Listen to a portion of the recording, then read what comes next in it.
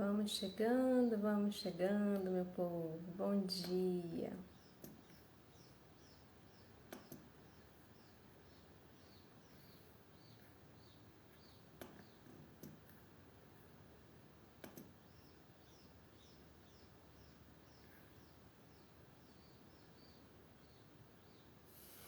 Vamos chegando, mais um minutinho para a gente começar. Falar hoje sobre o cérebro da criança.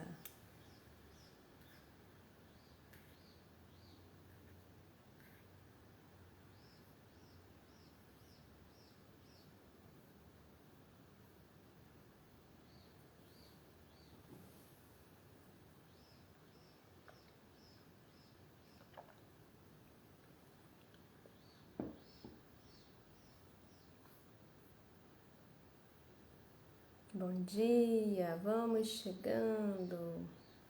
Mais um minutinho para a gente começar.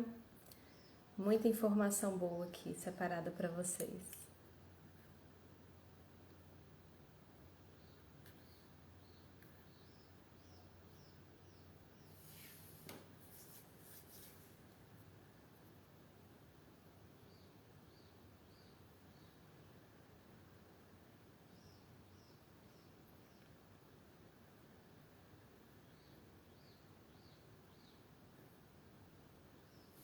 Então, vamos começando, vamos chegando. Vai ficar gravada essa live. Algumas pessoas, eu sei que não conseguem assistir esse horário, mas é o horário que para mim é possível realizar. Então, hoje eu resolvi conversar com vocês sobre esse tema que no curso Cultivando Afeto e Respeito, nós trabalharemos um módulo inteiro sobre o cérebro da criança, sobre a neurociência do desenvolvimento infantil. É um tema super importante que muda muito o cenário, a nossa mentalidade como pais, educadores, cuidadores, o nosso olhar sobre a criança, sobre o que esperar da criança, sobre o que a criança pode nos oferecer. A gente sai daquele senso comum de achar que alguns comportamentos da criança são intencionais para fazer manha, para nos dar trabalho. Ela faz isso aí porque sabe que mexe comigo, faz isso aí para mim testar. Então, as informações sobre o neurodesenvolvimento, o desenvolvimento infantil, sobre o cérebro da criança, como também essas informações repercutem no entendimento de como o nosso cérebro está funcionando nas situações em que estamos diante de um desafio com a nossa criança, né? Entender o cérebro da criança nos ajuda a entender também o nosso cérebro, o nosso funcionamento. O que adianta ou não adianta fazer em relação à criança, o que adianta ou não adianta fazer em relação a nós mesmos, né? Então, o momento em que eu estou apta a intervir e o momento em que eu, como o cérebro maduro da relação, não estou apta a intervir, né? Então, muito do que nós vamos trazer aqui será aprofundado no curso. Eu separei, só para vocês terem ideia, eu tô com o meu computador aberto aqui do lado, eu tentei resumir, visitei lá, eu tenho uma especialização em neurociência, né, em neurociência do desenvolvimento infantil especificamente, estava revisitando apostilas, artigos, e para trazer a coisa bem mastigada aqui para vocês, eu coloquei 10 tópicos de pontos da neurociência, do desenvolvimento infantil, que eu acho grandes contributos, que mudaram a minha vida, que mudaram a minha clínica, a psicoterapia, minhas orientações parentais. Eu pretendo que a gente hoje apresente aqui, compartilhar com vocês podem trazer perguntas também. Eu pretendo hoje trazer 5 tópicos de grandes contributos dessa compreensão do cérebro infantil que já vão modificar quem não tem essas informações, e acredito que muitas pessoas não tenham.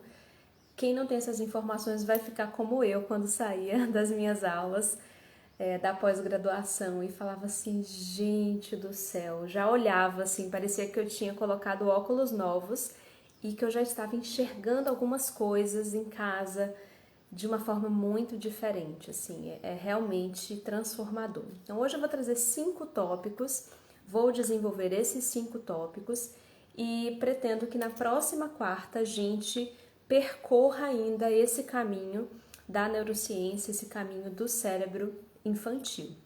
Só para vocês entenderem de uma forma macro qual é o caminho que nós estamos percorrendo aqui.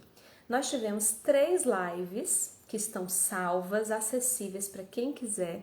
Tenho recebido retornos muito gratificantes das pessoas que assistiram essa live.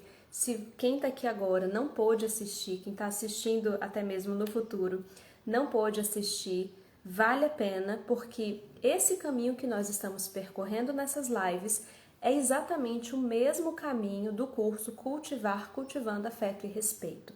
É para vocês terem exatamente já uma certa experiência do que será o caminho do curso, que será lançado em breve, né? Não foi lançado ainda, para quem me perguntou em inbox, será lançado em breve, estamos aqui no pré-lançamento ainda. Então, o que a gente fez nas 3 lives anteriores? Nós trabalhamos aspectos importantes dos entulhos, da terra, do solo mental e emocional, dos cuidadores, das mães, pais, educadores, cuidadores. Então, quando a gente vai chegar para a relação com os nossos filhos ou para a relação com as crianças, nós trazemos as nossas feridas, as nossas dores, os nossos traumas, as nossas crenças. Nós não chegamos puros, nós não chegamos uma folha em branco, nós chegamos nessas relações, nessa construção relacional com esse infante, com essa criança, com a nossa própria criança, que tem a sua história, que tem as suas múltiplas questões. Ainda que você diga, não, Larissa, mas eu me tornei mãe depois de anos de terapia. Ninguém chega purinho, eu também me tornei mãe depois de anos de terapia e precisei voltar à terapia quando me tornei mãe, inclusive, né? Até porque terapia, a análise ou a terapia se renovam em questões conforme a gente vai vivendo. Então, os primeiros módulos do curso, assim como essas 3 primeiras lives que nós fizemos, tratam dessas questões que aqui na live nós passeamos por elas, muita coisa já pôde ser aproveitada, mas obviamente que no curso isso está mais aprofundado, tem exercícios, tem muito mais material sobre isso. Esse é um percurso que eu construí ao longo de muitos anos. Nós estamos falando de algo que começou na minha vida a ser construída mais de 10 anos atrás, né? Então, eu tento trazer da forma mais mastigada e mais transformadora possível para vocês. Hoje, nós estamos começando uma nova etapa do percurso que será feito no curso. Então, se há uma etapa de retirar os entulhos, arar a terra, uma parte que é transformadora, independente de você ter ou não filhos, hoje a gente vai começar a base, a substância teórica da coisa, que é a neurociência do desenvolvimento infantil, que é entender o funcionamento em alguns aspectos do nosso cérebro, do cérebro da criança. Então, eu não vou trazer aqui coisas que, por exemplo, na pós eu estudei ou na faculdade, da quantidade de sinapses e tal, porque a gente gastaria muito tempo com isso, eu precisaria de muito mais aparato para trazer essas informações para vocês. Mas quem gosta dessas informações, né, quem se interessa por isso, existem 2 documentários no Netflix disponíveis. Eu vou inclusive falar sobre eles, já está na minha programação de publicações dessa semana, porque são 2 documentários maravilhosos. Um é bastante conhecido, que é O Começo da Vida. Ele é mais antigo, continua atual, muitíssimo interessante, já traz ali grandes contributos. Não se preocupem porque eu vou mandar o nome, tudo direitinho nas publicações dessa semana. Mas tem um outro que eu até esqueci o nome agora, talvez seja na tradução para o português, Bebês em Foco, algo assim, porque quando eu vi, eu acho que estava em inglês ainda, eu vi legendado, mas que traz uma base da neurociência com informações muito atuais, com esse processo, inclusive, nesse grande marco do avanço da neuroimagem funcional, de como esse aparato tecnológico modificou a visão sobre o desenvolvimento das crianças, como isso modificou as teorias na psicologia, do desenvolvimento da personalidade e tudo mais. Então, são 2 documentários que nos ajudam também a sedimentar esse conhecimento. Um livro muito acessível, que vocês também podem buscar, quem desejar aprofundar ainda mais, é o livro O Cérebro da Criança. É um livro que são neurocientistas falando para leigos, falando para pais, mães, educadores, com uma linguagem bastante acessível, com exemplos, riquíssimo. Então, vamos lá. Primeiro, gostaria de dizer para vocês da minha alegria de estarmos aqui, do quanto hoje para mim, até aproveitando o tema da vulnerabilidade, do quanto hoje para mim é gratificante estudar e falar de neurociência. Eu que durante a faculdade de psicologia achava que não gostava, achava que não entendia nada, tentava fugir da vulnerabilidade de não saber, de não entender o que o professor falava. Na verdade, quase ninguém da turma entendia porque o professor não tinha facilidade de explicar mesmo, ele achava que tinha, mas ninguém entendia nada que ele falava. Parecia que ele estava falando, sei lá, aramaico. E nós não sabíamos aramaico, né? E o fato é que ter persistido, ter trabalhado isso nas minhas sessões de terapia, ter lidado com esse desconforto de encarar aquilo que eu não sabia, foi para mim, assim, uma grata surpresa. Descobri o quanto eu gosto de estudar cérebro, o quanto eu gosto de entender as funções sinápticas e entender os neurotransmissores, o quanto essa chave girou na minha vida, e poder compartilhar um pouquinho disso com vocês, como aconteceu durante já a própria faculdade, poder facilitar o caminho, né, o acesso ao conhecimento é algo realmente que para mim é muito gratificante. Então, primeiro ponto, começando agora o tema propriamente, cérebro da criança. Primeira informação, base, muito importante.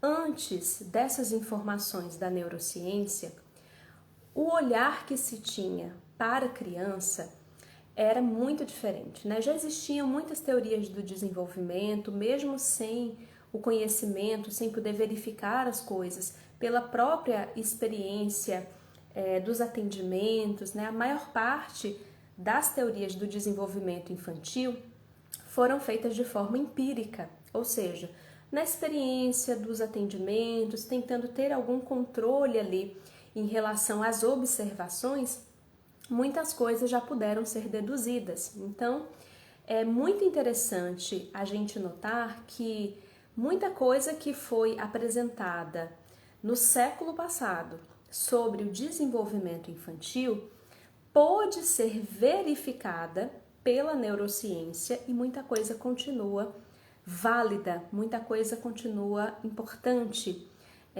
Nem tudo caiu por terra, né? Por exemplo, a minha base teórica da clínica, que muita gente me pergunta também, é a psicanálise winnicottiana. O Winnicott, ele foi um psicanalista pós-Freud, já que Freud é o grande fundador da psicanálise, eu também gosto muito do Freud, mas o Winnicott, ele era um pediatra inglês, Donald Winnicott, e ele atendeu centenas, talvez milhares de crianças, e a partir da sua experiência, né, da sua experiência empírica, da sua experiência clínica, ele pôde criar um pensamento psicanalítico próprio ao atendimento das crianças. Então, o olhar de Winnicott para os cuidadores, especialmente para a mãe ou a pessoa que ocupa a função materna, aquilo que ele chama de mãe suficientemente boa, que não é uma mãe perfeita, que é uma mãe que comporta as suas vulnerabilidades. O Winnicott diz: a mãe vai falhar e deve falhar, porque é na falha, é na existência de uma mãe real, humana, que o sujeito consegue construir a sua própria individualidade e sai dessa relação simbiótica. O Winnicott vai falar do holding, desse ambiente seguro para acolher a criança. Eu aprofundo bastante isso no curso, por exemplo. E muito do que o Winnicott traz, por exemplo, a neurociência, através da neuroimagem, da observação prolongada do desenvolvimento do cérebro infantil, vai confirmando e corroborando com essas informações. Então, uma primeira informação importante que eu queria trazer para vocês é o seguinte: a criança, ela não é um adulto em miniatura. Pode parecer óbvio, mas observa se no dia a dia, às vezes, beijo meu irmão querido, melhor técnico de vôlei do Brasil, José Paranhos. Observa se no cotidiano, às vezes a gente não trata a criança como se ela fosse um adulto em miniatura. Essa visão do adulto em miniatura, um autor chamado Philippe Arrier, um historiador, ele tem um livro maravilhoso sobre a historicidade dos conceitos de infância e adolescência, e ele utiliza pinturas da Idade Média, da Europa, para nos mostrar que a mentalidade das pessoas sobre o infantil, sobre a criança, era de que a criança era um adulto em miniatura. Então, a criança era vestida como um adulto em miniatura, tratada como um adulto em miniatura.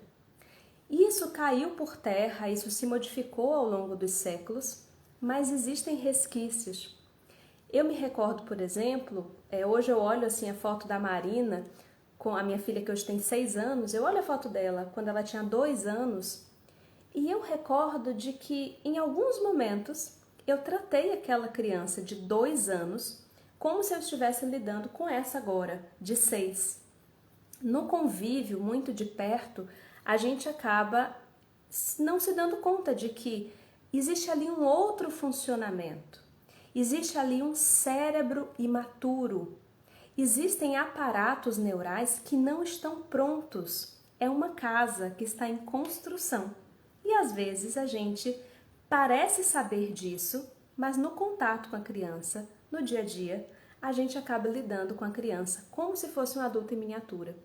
Como se muito do que ela está fazendo, ela soubesse, ela tivesse uma intenção ali, ela soubesse causa e consequência e ela quisesse nos afrontar, ela quisesse nos ferir, ela quisesse nos testar. E a compreensão do funcionamento e da imaturidade desse cérebro muda o nosso olhar sobre isso. A gente começa a perceber que se existem sim algumas questões do temperamento da criança, que mais tarde será a sua personalidade, que já vão aparecendo, né? Existe um tempero literalmente ali que vai aparecendo, que vai dando notícias. Mas o nosso trabalho é muito mais de ajudar a criança a encontrar o volume desse tempero do que fazer aquilo que os nossos antepassados diriam, arrancar o mal pela raiz. Porque se eu arranco o que eu enxergo como mal pela raiz, eu posso estar podando aquilo que é a força motriz dessa criança. Se eu enxergo aquela criança como agressiva, se ela mostra essa força dentro dela e eu arranco totalmente isso, então eu mostro para ela que isso não é bem-vindo, que isso é péssimo, que quem manda aqui sou eu, que você não pode nunca apresentar isso, talvez isso que inicialmente aparece como agressividade seja a força e a energia de liderança, de conquista, de determinação que esse ser humano precise encontrar o ajuste, o volume, o local de utilizar, né? Existe um ajuste necessário, mas ela precisa disso mais tarde para ser quem ela veio ser no mundo. Então, se essa criança não é um adulto em miniatura, se existem características específicas desse período que nós denominamos infância, uma primeira notícia é: o cérebro está em construção.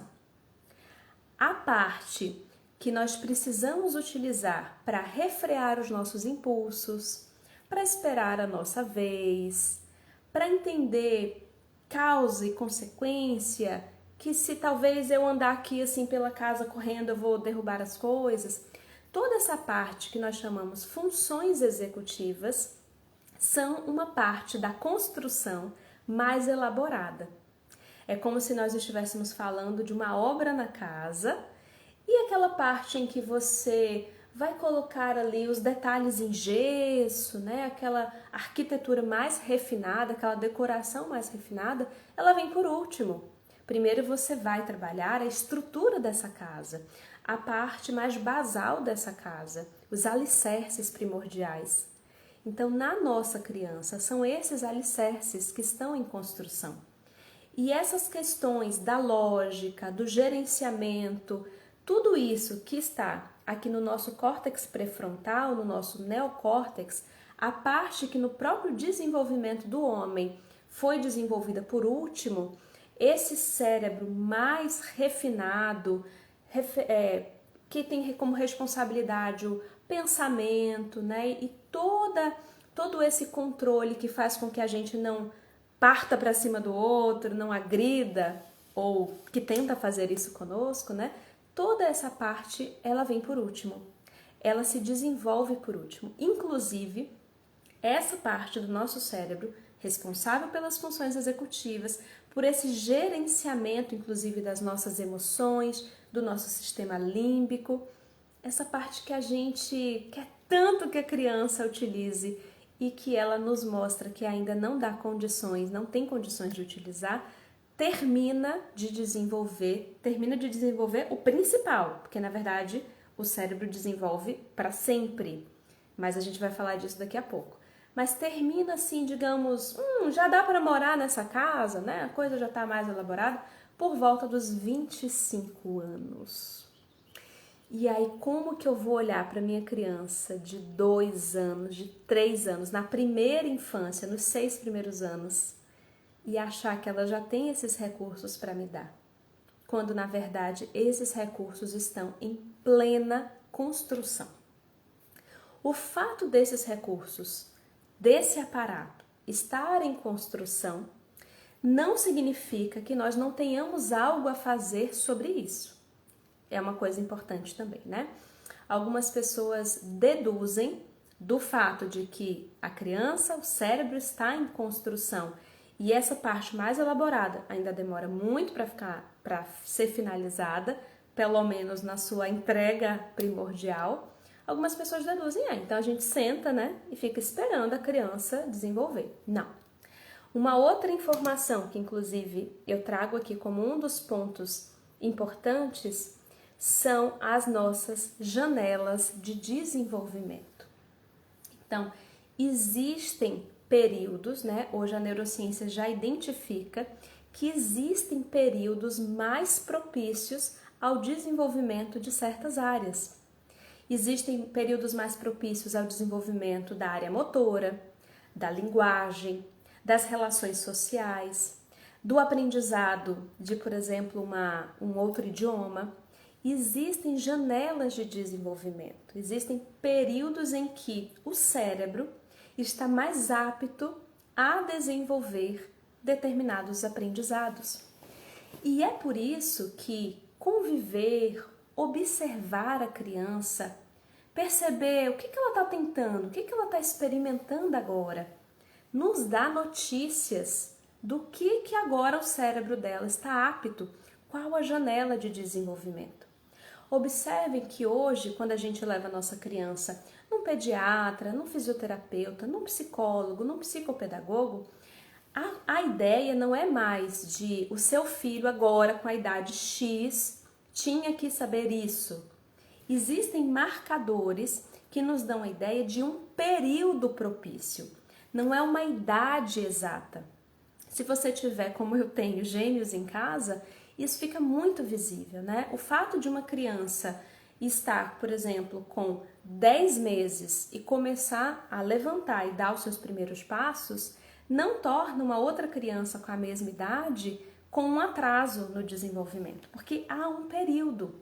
Inclusive, se vocês observarem, uma coisa também super visível, super fácil da gente notar, é que o caminho motor e o caminho da linguagem é como se fossem caminhos paralelos, que demandam muita energia para a criança desenvolver, para a criança investir, para o seu aparato, para as suas redes neurais conseguirem dar conta das sinapses, né, da conversa ali entre os neurônios necessária para esse aprendizado ser consolidado. Então é muito comum que uma criança que está usando essa energia para desenvolver a sua parte motora, para sentar, para virar, para engatinhar, utilize menos energia para o desenvolvimento da linguagem.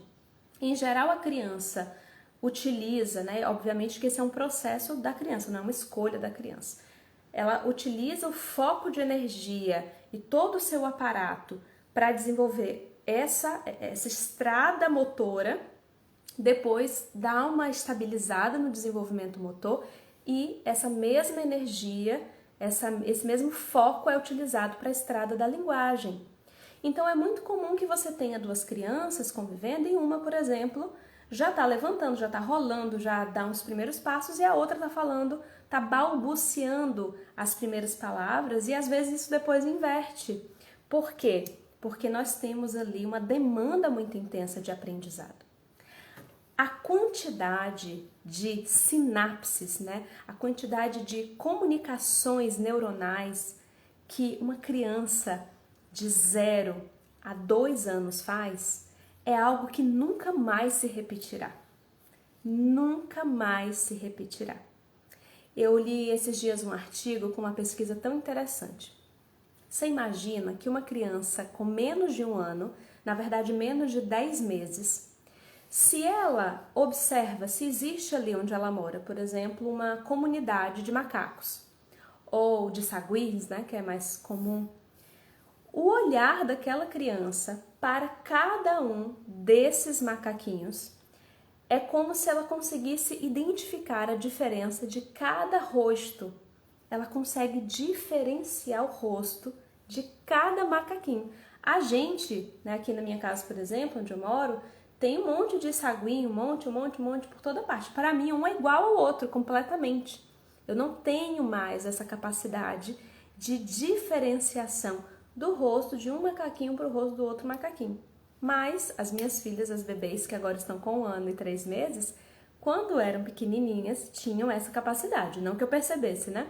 Há um estudo científico sobre isso. Quando é observada a atividade cerebral e as áreas acionadas no cérebro de uma criança com menos de 10 meses, ela ainda tem é como se fosse assim uma floresta com tantas possibilidades, onde ainda não está claro para o cérebro da criança o que é mais útil, quais as árvores mais úteis, quais os campos mais úteis. É um universo de possibilidades. E com o passar do tempo, vão existindo podas, vão existindo cortes de algumas dessas redes, ou seja, conforme a criança vai convivendo com o rosto humano da sua mãe, do seu pai, dos irmãos, da avó, o cérebro vai entendendo, então quer dizer que identificar a diferença do rosto de macacos não é algo útil para esse ser? Beleza, então corta essas ramificações e a gente mantém as redes neuronais que conseguem distinguir o rosto da mãe, do pai, do irmão. Então, esse é o processo de funcionamento e de desenvolvimento do cérebro infantil. Antes achava-se que era algo como não ter e começar a ganhar. E na verdade é até o contrário. A criança pequena ela tem muito mais possibilidades. Ela tem muito mais sinapses, muito mais comunicações, é um campo aberto de possibilidades. Conforme as experiências vão existindo as podas. Então, uma criança pequena, ela está muito mais apta a aprender vários idiomas, a escutar as nuances fonéticas de idiomas A com idioma B. Voltamos.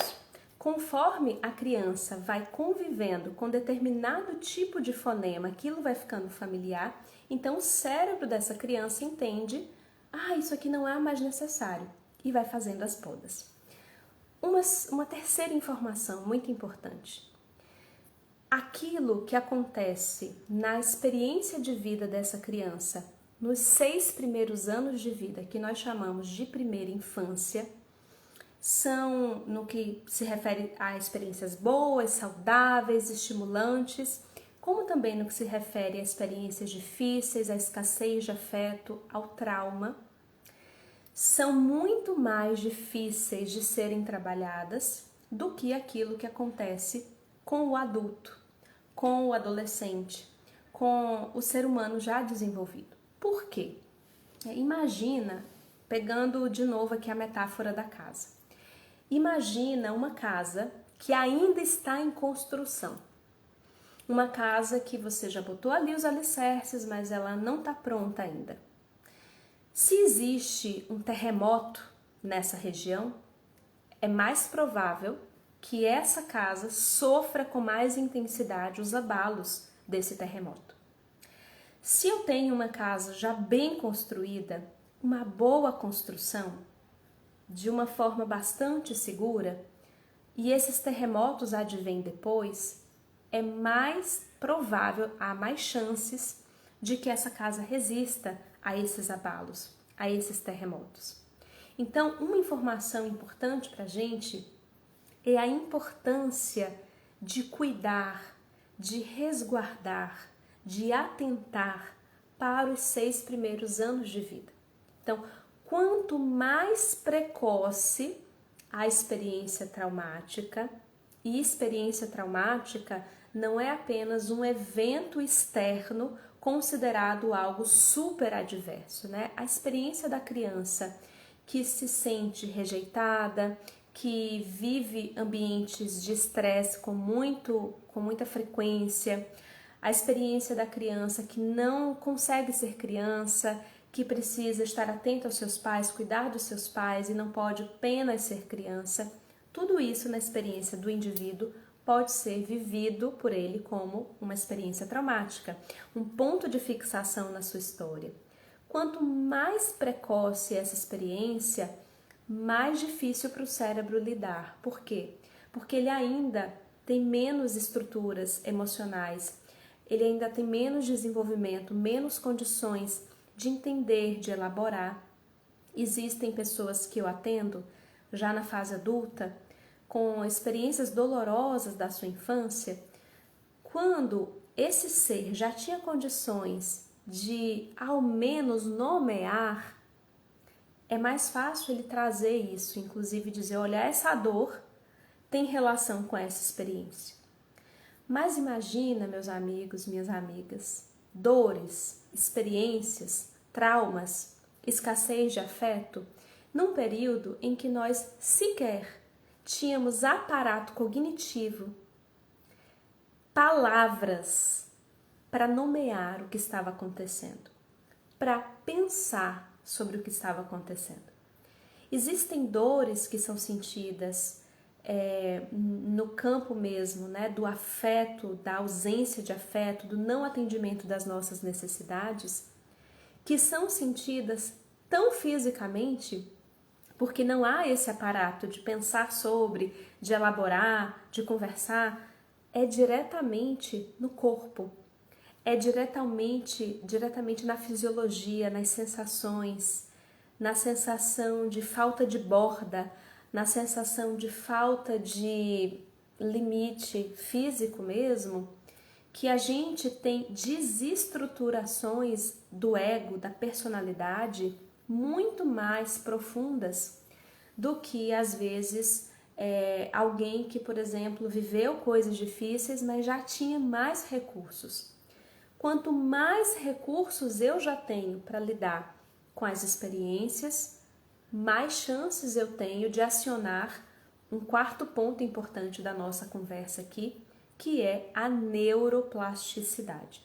Então, repetindo, quanto mais recursos eu já tenho, no sentido da minha casinha, né, do desenvolvimento das estruturas já estarem mais elaboradas, quanto mais recurso cognitivo para pensar, para elaborar, quanto mais recurso emocional para verbalizar, para reclamar, para nomear, quanto mais recurso eu tenho até mesmo da socialização, de ter outras pessoas para pedir ajuda, para evocar, para acionar, quanto mais recursos eu já tenho, mais facilidade de acionar a neuroplasticidade.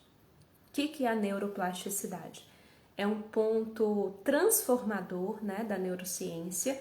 Existem hoje muitos autores que exploram esse ponto, Isso é uma descoberta muito favorável, tanto do ponto de vista dos traumas biológicos, das amputações, né? De você, por exemplo, perder, não ter mais uma perna e você, pela neuroplasticidade, conseguir desenvolver o refinamento de outras partes, né? De outros sentidos, de outras partes táteis que antes você não utilizava tanto e agora você utiliza.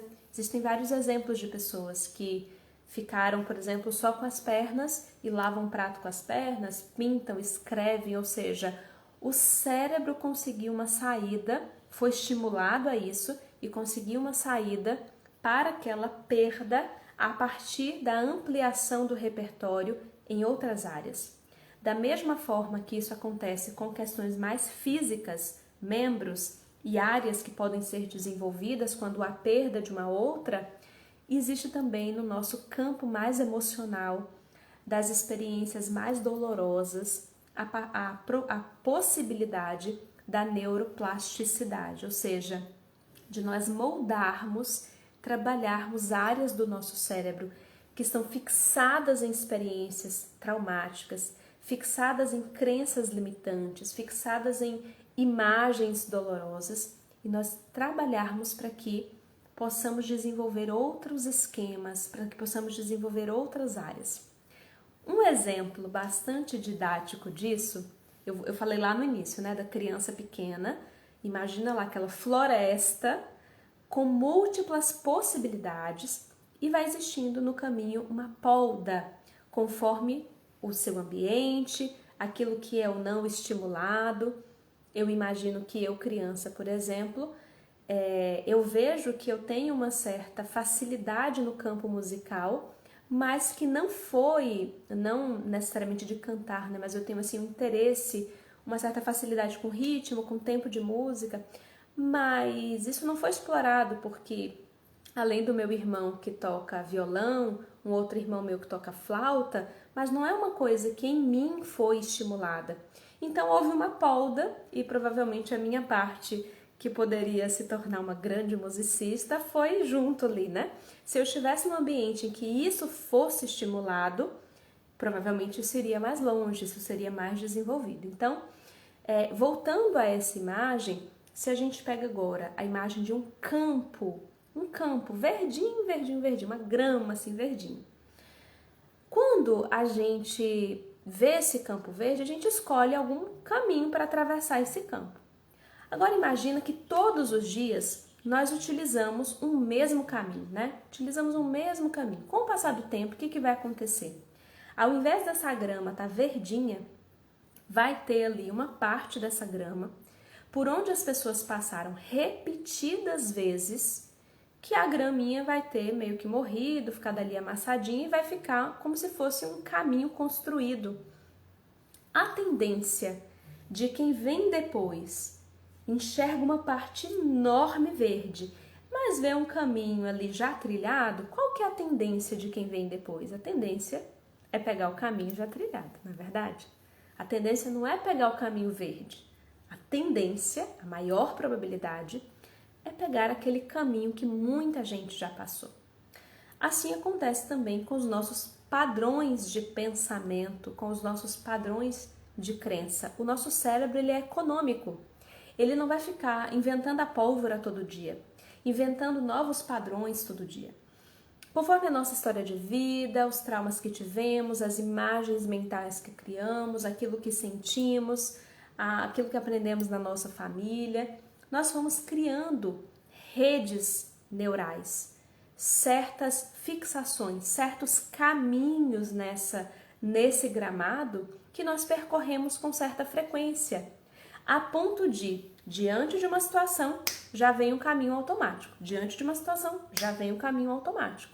Ou seja, é muito mais dispendioso, depois que eu já tenho esses caminhos criados, criar um novo padrão de pensamento.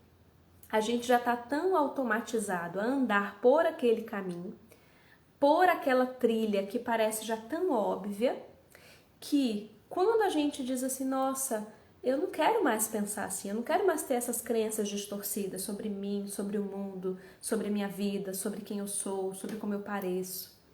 Mas os pacientes me diziam assim, Larissa, já vem no automático, sem que eu nem peça, porque é uma estrada, é um caminho neural que já foi criado, é um padrão. Então, toda vez que a gente vai construir um novo padrão, um novo aprendizado, um novo conjunto de sinapses, a gente vai precisar sair do modo automático e encarar esse aprendizado. Vai chegar um momento em que isso que agora é novo vai virar o nosso novo automático. Mas inicialmente eu vou precisar acionar o modo chamado devagar do nosso cérebro, porque o modo rápido, o modo automático, é esse que despende menos energia, que vem logo, que já está dado, que já está construído. Mas para quebrar um padrão e construir um novo padrão que possa ser inclusive mais saudável, mais útil, eu vou precisar gastar um pouquinho mais de energia. Então, olha como é importante a gente perceber que as nossas crianças, os nossos filhos, os nossos educandos, os nossos alunos, seja lá quem forem as crianças com as quais nós convivemos, elas estão com esse campo de possibilidades. A forma, os caminhos nessa grama verdinha, os caminhos que serão construídos por essa criança, sobre a forma como ela se vê, se enxerga, a forma como ela olha para os outros, enxerga as pessoas à sua volta, a forma como ela olha para o mundo, entendendo se o mundo é um lugar horrível de se viver, um lugar difícil, ou um campo de possibilidades, um lugar de aprendizado, com coisas boas e coisas difíceis. A forma como essa criança vai construir os seus próprios caminhos cerebrais, os seus próprios caminhos na sua grama, as podas que serão feitas, tem muito a ver com um outro ponto importante que a neurociência nos trouxe, que é a importância do ambiente no desenvolvimento desse cérebro. Autores, historiadores, sociólogos que eu estudei na época da faculdade diziam assim: o ser humano não nasce um ser humano, ele torna-se um ser humano. Há um documentário interessante, O Enigma de Kaspar Hauser, que é super estudado nas faculdades de psicologia e que mostra como mesmo com um aparato para ser humano, é através do ambiente, da convivência, do contato com outros seres humanos que nós mergulhamos nesses símbolos. E hoje a neurociência traz essa mesma informação do quão importante, especialmente nos 6 primeiros anos de vida, é esse ambiente no qual estamos mergulhados. Inúmeras crenças, padrões, redes neurais vêm a partir disso. Uma criança que passa, por exemplo, precocemente pela experiência do abandono, da insegurança, de abusos, é uma criança que guarda essa história no seu próprio cérebro. A resposta ao trauma, a resposta ao abuso, não é algo subjetivo que a gente não tem como mapear, como alcançar. Essa história está registrada no cérebro dessa criança. É possível visualizar essa história através de experiências, de exames de neuroimagem. É possível perceber a diferença de um cérebro saudável para um cérebro traumatizado. Alguém que foi traumatizado de uma forma tão impactante como essa na sua primeira infância, precisará primeiro sentir todo um holding, todo um ambiente de segurança para que depois ela consiga receber o afeto e o amor desses pais. Eu trabalhei por muitos anos ajudando, acolhendo pais que estavam em processo de adoção dos seus filhos. E isso que a neurociência apresenta sobre os exames de cérebros de crianças traumatizadas e o quanto isso impacta em toda a neuroquímica desse cérebro, eu conseguia visualizar isso no contato com essas crianças, de forma empírica. Os pais diziam assim para mim: Larissa, eu tô cheia de amor para dar, cheia de amor para dar. e parece que tem alguma coisa na frente que impede a criança de receber. E quando eu ia atender essas crianças, eu estava ali diante de uma criança cheia de traumas. Uma criança que está respondendo através de um circuito fechado de resposta ao trauma. Uma criança cujo sistema límbico, esse sistema emocional, está tentando se proteger para não vivenciar novos traumas. É alguém que está vivendo no modo sobrevivência, tentando não passar por aquilo de novo. É claro que isso não acontece com todas as crianças, mas em muitos casos isso acontece. Portanto, nós que estamos aqui hoje, tentando cuidar dos nossos filhos, das nossas crianças, que a gente possa olhar para essas informações que a neurociência nos apresenta, entendendo que essa criança não é um adulto em miniatura, que essa casinha, que esse cérebro está em construção, entendendo a importância do ambiente, daquilo que nós estimulamos, especialmente nos períodos de desenvolvimento, nas janelas de desenvolvimento motor, de linguagem, de socialização, entendendo o quanto não só o que nós falamos, mas quem nós somos, o nosso olhar para o mundo, o que nós vivemos, o ambiente em que essa criança está inserida, o impacto importante que isso tem não só na vida que ela terá no futuro, mas na vida que ela já tem como criança, em tudo aquilo que está sendo construído, em todas as comunicações a nível cerebral que estão ali sendo consolidadas, na visão que ela terá sobre ela, sobre o outro, sobre o mundo. Quando a gente vai absorvendo essas informações, entendendo a importância disso e entendendo também a neuroplasticidade, que sempre é tempo de fazer diferente. Larissa, mas o meu filho já tem 12 anos e até ontem eu estava gritando com ele, dando palmada. Sempre é tempo de fazer diferente. Sempre é tempo, inclusive, da nossa própria diferença, não só em relação ao nosso filho, mas a nós. Talvez você não tenha tido uma família assertiva em relação às suas necessidades, talvez você tenha vivenciado inúmeros traumas, e a neuroplasticidade está aqui para nos dizer: é possível criar novos caminhos, novas sinapses, novas crenças, novos pensamentos, novas imagens, ainda hoje. Não é uma estrada fácil, é uma estrada de transformação, de reconstrução, de retirada de entulhos, de sair do piloto automático e retomar o controle das nossas vidas, mas é possível. Se você tem um filho ou uma filha com 15 anos, qual a relação que você pretende ter daqui a 20 anos? Quando talvez esse filho ou essa filha tiverem filhos e você talvez for a avó. O que você pretende lá? Começa hoje a cultivar essa relação. Hoje a gente vai ficar por aqui, já trouxe muita informação para vocês irem absorvendo, Talvez assistir de novo e consolidando tudo isso. Na próxima quarta a gente vai continuar esse mesmo assunto e eu vou trazer os próximos tópicos sobre a neurociência do desenvolvimento infantil. Compartilhe com aqueles que possam se beneficiar desse conteúdo e eu espero vocês. Um grande beijo, até a próxima!